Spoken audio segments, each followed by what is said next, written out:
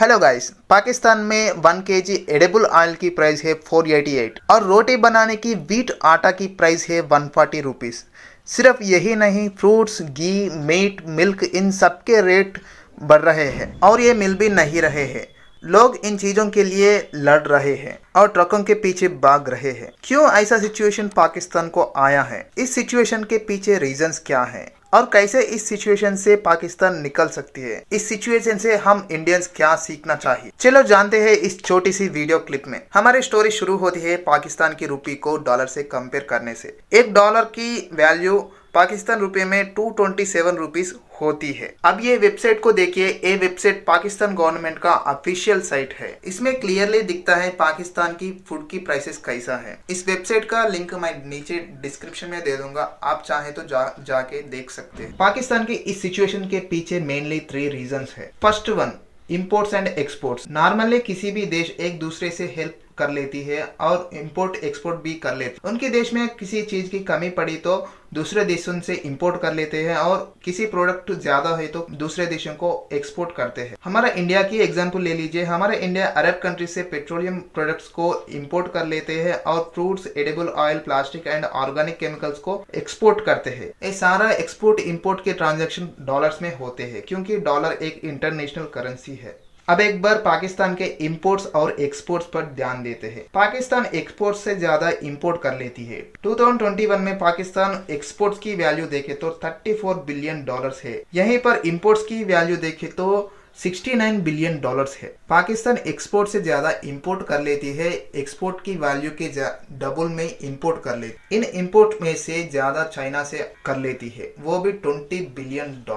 Next UAE से कर लेती है, वो भी $7.35 बिलियन। एक कंट्री दूसरे कंट्री से किसी भी प्रोडक्ट को इंपोर्ट कर लिया तो बदले में यूएस डॉलर्स को देते। वो डॉलर्स एक्सपोर्ट करने वाली देश में फॉरेक्स रिजर्व में रहते हैं। वो देश इन डॉलर्स को दूसरे देशों से और प्रोडक्ट्स को इंपोर्ट करने के लिए यूज करते हैं। बट यहाँ पर पाकिस्तान के पास वो फॉरेक्स रिजर्व नहीं है क्योंकि पाकिस्तान एक्सपोर्ट से ज्यादा इंपोर्ट कर लेती। इन इंपोर्ट्स के बदले में पाकिस्तान को यूएस डॉलर देना पड़ता है, इसलिए पाकिस्तान यूएस डॉलर को और खरीदता है, इसलिए यूएस डॉलर का प्राइस पाकिस्तान में और बढ़ जाती है। Pakistan mainly coal and petroleum products को इंपोर्ट कर लेती है क्योंकि पाकिस्तान में ज्यादा बिजली थर्मल इलेक्ट्रिसिटी से आती है। ये थर्मल इलेक्ट्रिसिटी प्लांट्स चलना है तो कोल की जरूरत है। पाकिस्तान के पास फॉरेक्स रिजर्व खत्म होने के कारण अभी पावर क्राइसिस भी आ रही है पाकिस्तान में। अब पाकिस्तान फूड क्राइसिस को ही नहीं, पावर कट्स को भी देख रही है।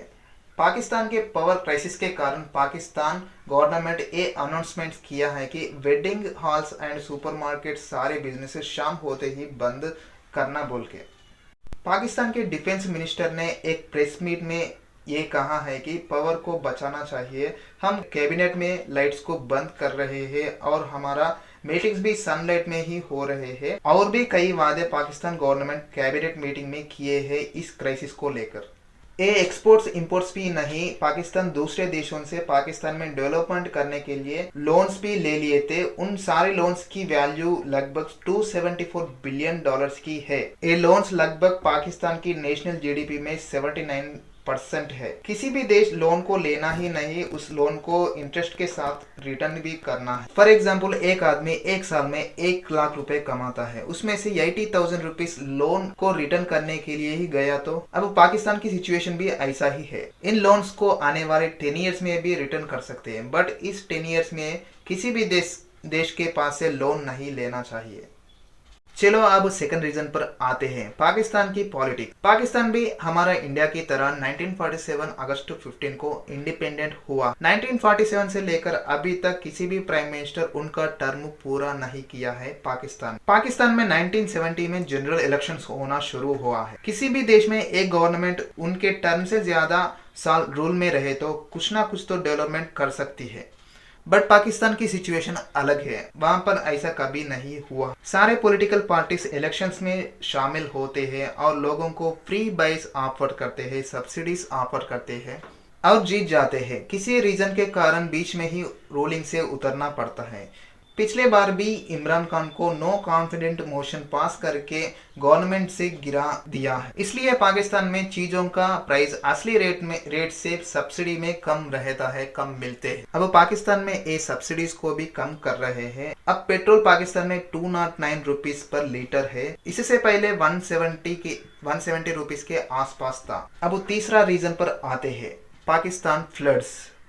पाकिस्तान में 2022 में 14 जून से लेकर अक्टूबर तक सिंध नदी में फ्लड्स आए थे। पाकिस्तान मेनली एग्रीकल्चर के लिए इस सिंध नदी पर ही निर्भर है। इन फ्लड्स के कारण पाकिस्तान में लगभग $50 बिलियन की डैमेज हुआ। 740 पीपल मर गए। बहुत सारे फसल्स इस फ्लड्स में चले गए। उस समय सिंध परिवाह और बलूचिस्तान में रेनफॉल 700% से भी ज्यादा हुआ। उस समय में 20 लाख पीपल होमलेस हो गए थे, 80 लाख होम्स डैमेज हो गए थे। 2022 में पाकिस्तान को इन बाढ़ों के कारण बहुत बड़ा झटका लगा। ये मेनली 3 रीजन है पाकिस्तान के इस क्राइसिस के पीछे। अब पाकिस्तान की प्रेजेंट सिचुएशन देखें तो पाकिस्तान के पास सिर्फ $4.5 बिलियन की फॉरेक्स रिजर्व है।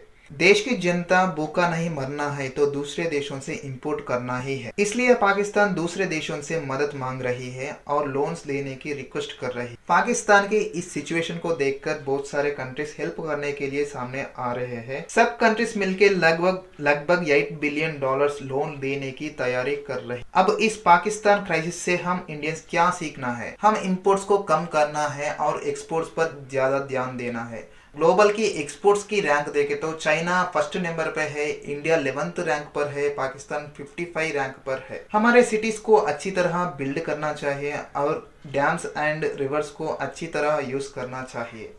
श्रीलंका में ऐसी क्राइसिस आया है, अब पाकिस्तान में भी ऐसे क्राइसिस आया है और इंडिया में भी आने की चांसेस है, इसलिए हम सब लोग इसके लिए रेडी रहना चाहिए। Okay guys, this is the video of Pakistani crisis. Video पसंद आए तो नीचे एक लाइक बटन रहती है, उसको दबा दीजिए और नीचे एक सब्सक्राइब बटन भी रहती है, उसको भी दबा दीजिए।